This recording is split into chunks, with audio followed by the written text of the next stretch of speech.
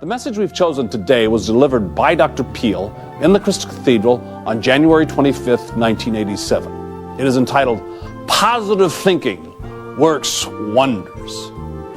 Here is Dr. Norman Vincent Peale.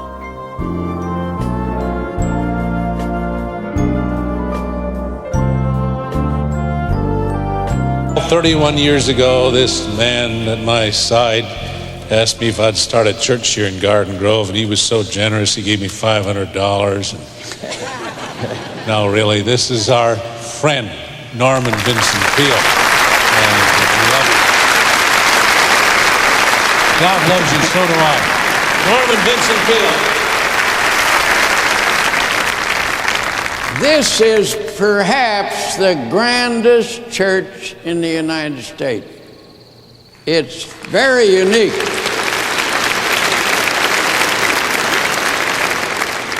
There's nothing like it anywhere.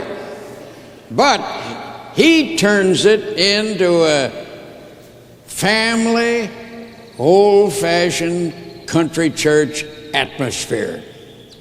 Now, I was raised in little churches in Ohio, and I grew up in Cincinnati, but the church there wasn't all that big. And I get the same feel here this morning in this exotic and sophisticated area as I used to get back in Lynchburg and Bellefontaine and Greenville and Findlay and Cincinnati. I think he is absolutely wonderful.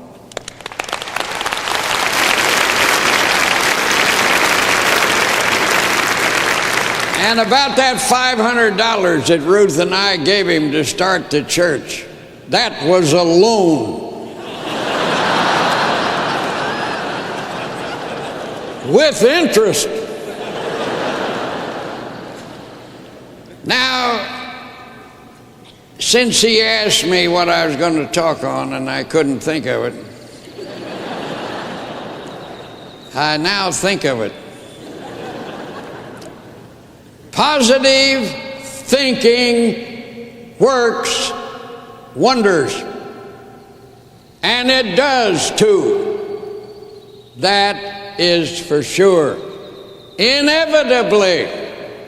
Indubitably. Now, I don't know exactly what that last word means, but I somehow like the sound of it. Whatever your life is this morning, unsatisfactory, unhappy, defeated perhaps, I want to tell you, it doesn't need to remain that way.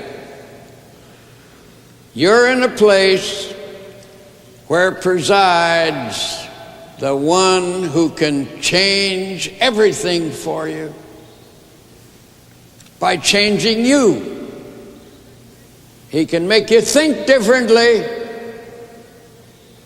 no longer negatively defeated, bitter, but positive, hopeful, optimistic,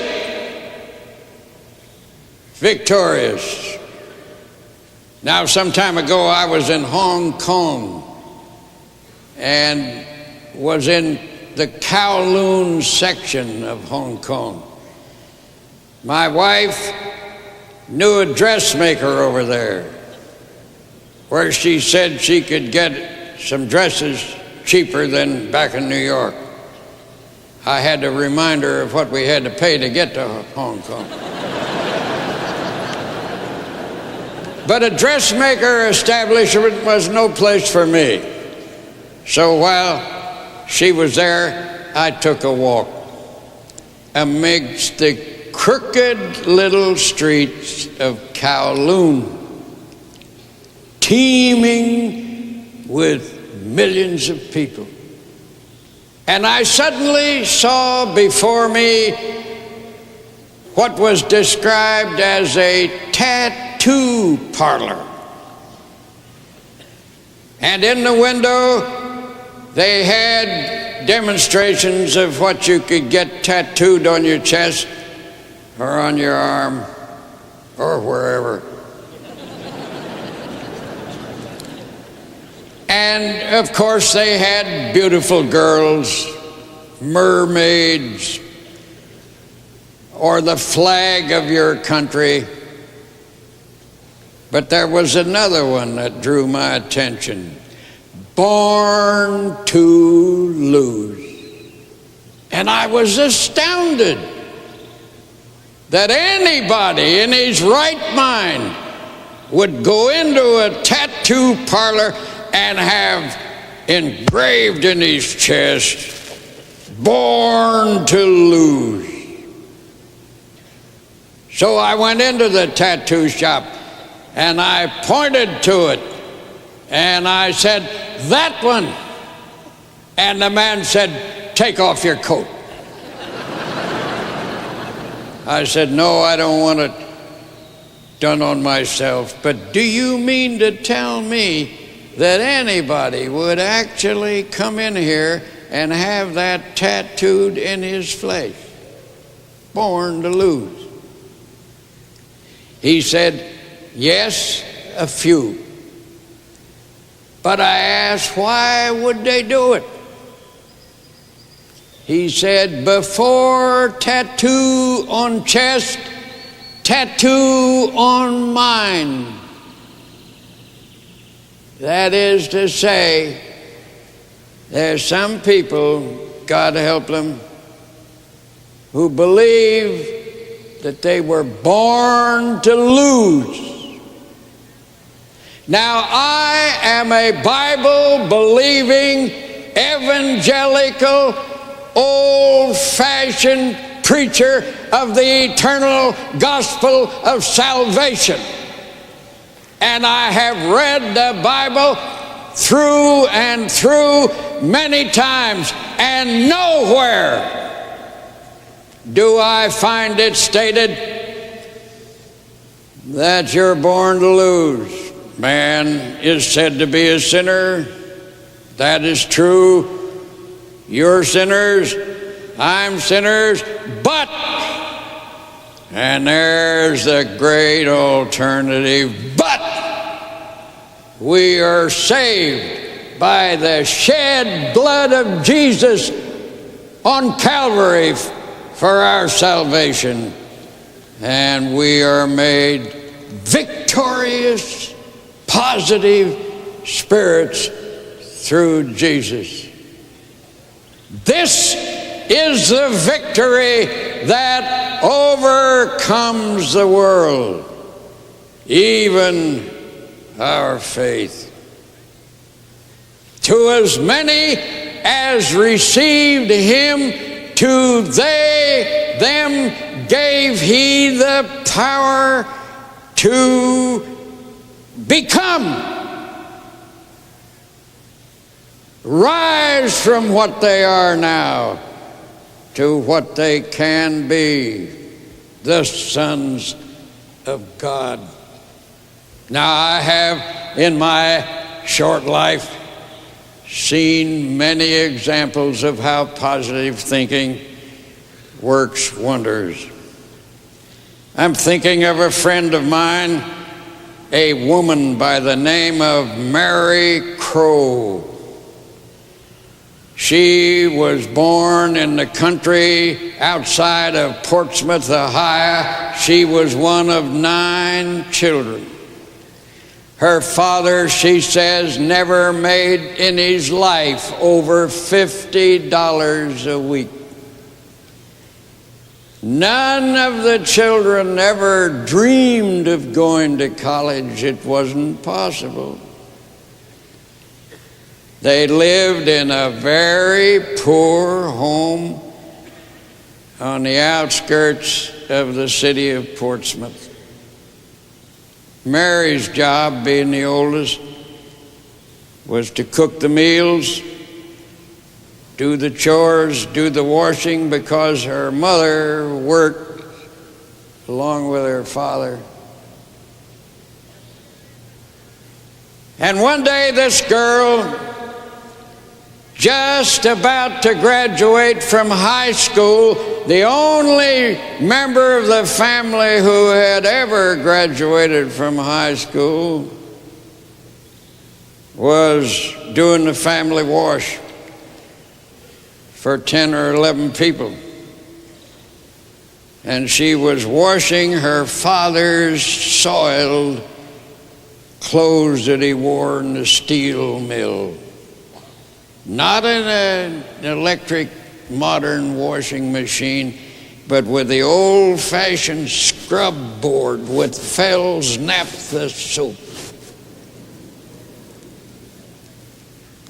And suddenly she stopped. She had a vision. She saw herself walking up on the platform of a college at commencement time to receive her diploma from the president of the college.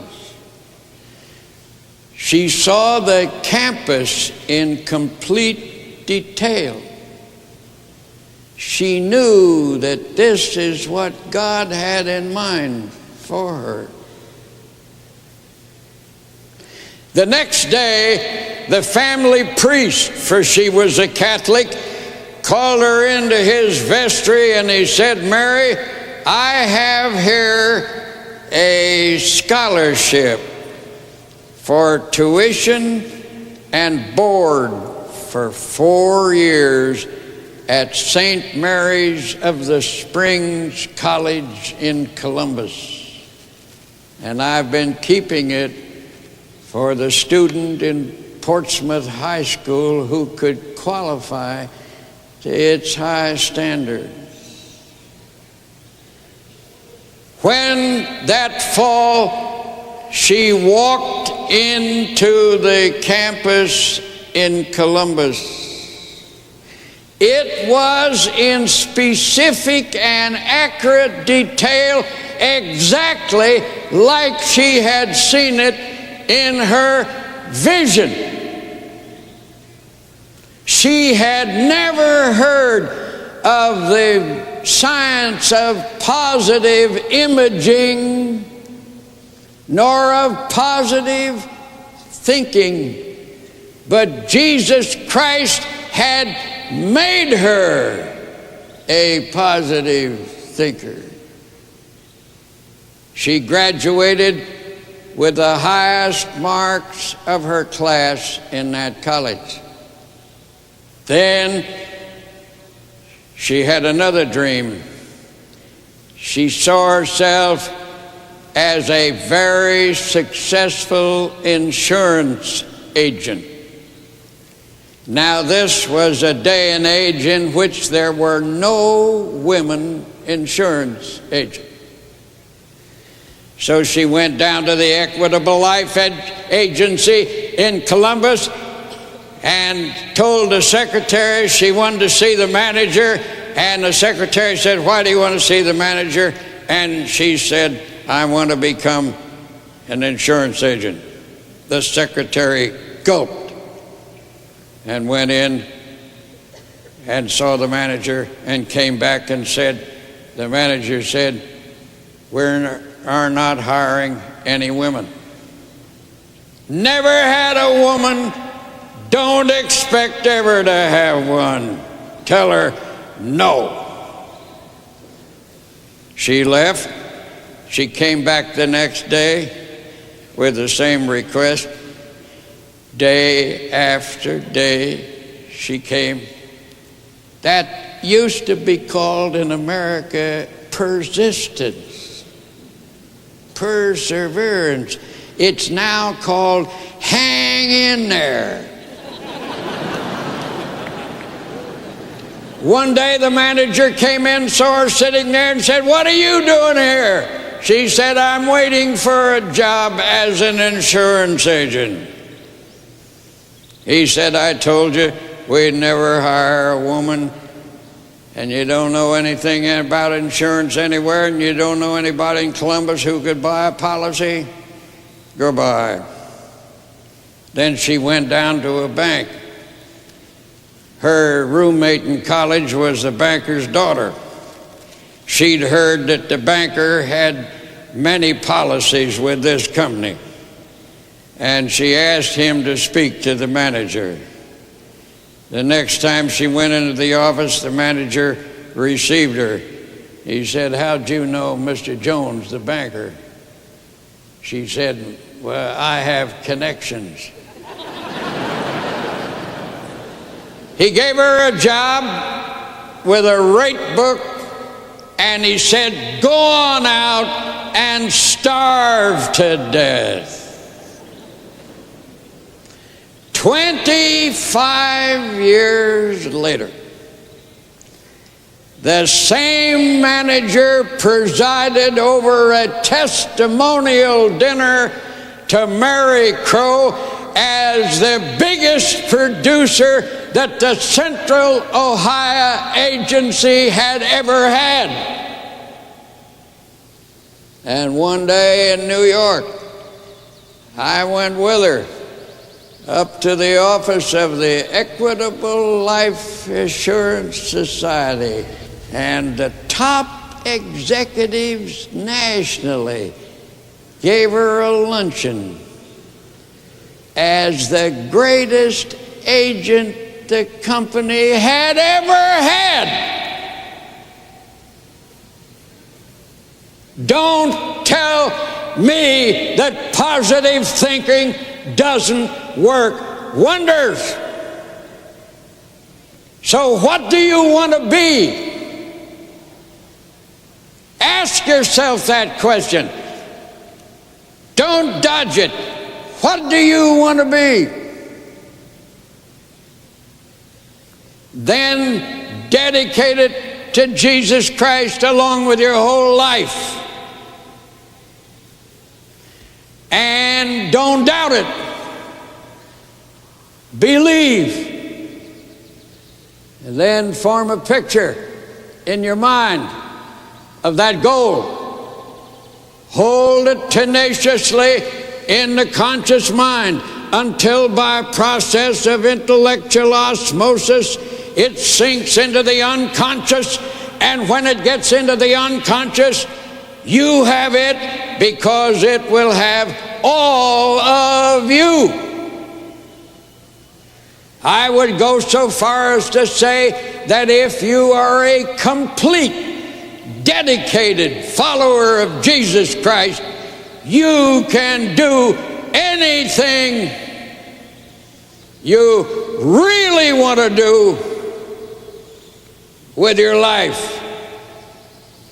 And don't go out of here today bowing and scraping before circumstances and difficulties.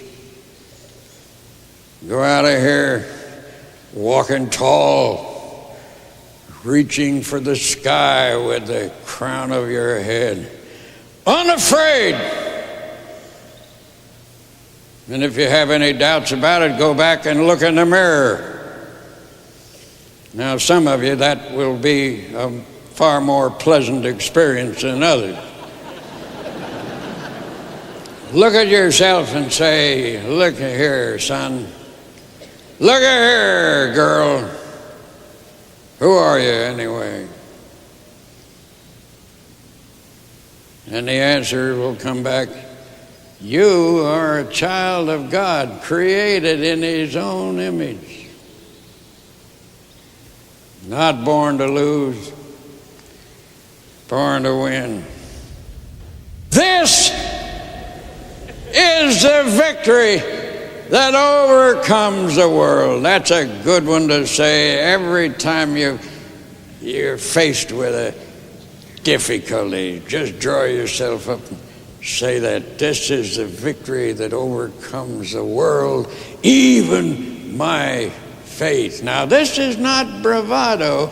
This is scientific Christianity that can be demonstrated and that works. I personally wouldn't go for anything unless it works.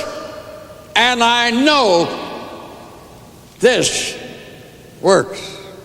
Now, I had a hard time coming to that. As a boy, as I say, I had a lot of inferior feelings, and I had to battle it through. When I was in the 5th grade in Cincinnati, I had a teacher by the name of George Reeves.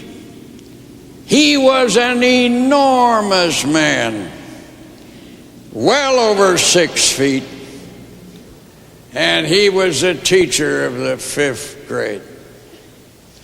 And he was a whimsical kind of a character. Every once in a while, he would, for no reason or other that we could figure out, he would shout out, "Silence!" And when he demanded silence, he got silent. He had a hand like a ham, I can well remember. I can still feel the print of it. Then he would go to the blackboard, and in a sweeping gesture, he would write the word C-A-N''T.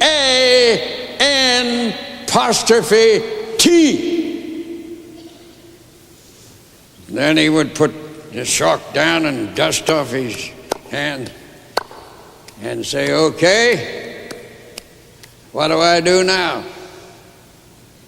We knew what he wanted, so we would chant back, "Knock the T off the can't." He would pick up the eraser, and with a sweeping gesture, he would rub out the apostrophe and the T, so that the word C-A-N, can, stood out clear and distinct.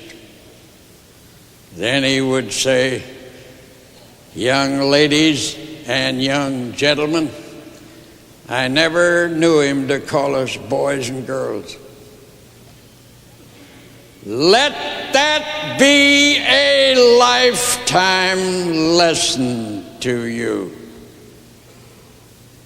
You can if you think you can." And then he was long before the law that seems to tell us that there can be no mention of the Bible or God or Jesus Christ in the public school, one of the most stupid things that ever happened in this country.